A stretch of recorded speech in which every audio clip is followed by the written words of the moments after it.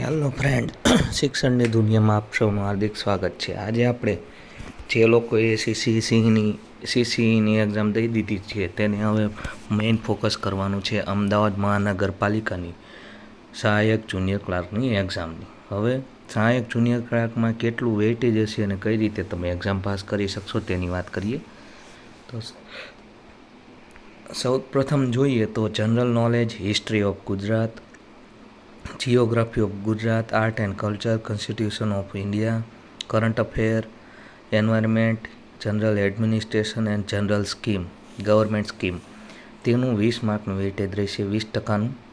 પછી ગુજરાતી ગ્રામર જેનું 10%નું વેઇટેજ રહેશે, ઇંગ્લિશ ગ્રામરનું 10%નું વેઇટેજ રહેશે, logical test and reasoning ability તેનું 10%નું વેઇટેજ રહેશે.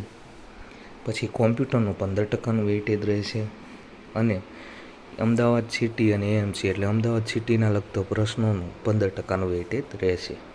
આવી રીતનું વેઇટેજ રહેશે એક્ઝામમાં. સાથે સાથે મોટો પાર્ટ જોઈએ તો maths, arithmetic ability, basic of accounting and auditing તેના ટોટલ 20 માર્ક રહેશે. બરાબર છે. તો આવી રીતનું વેઇટેજ રહેશે. હવે તમારે આમાં શેની તૈયારી કરવી જોઈએ? મારા ખ્યાલથી ગુજરાતી અને અંગ્રેજી ગ્રામર એકદમ બેઝિક લેવલનું આવશે તે સૌપ્રથમ અટેમ્પ કરવાનું, ત્યારબાદ લોજિકલ રિઝનિંગ અટેમ્પ કરવાનું અને પછી બેઝિક ઓફ કોમ્પ્યુટર અને પછી મેથ્સ અને પછી અમદાવાદ સિટી અટેમ્પ કરવાનું.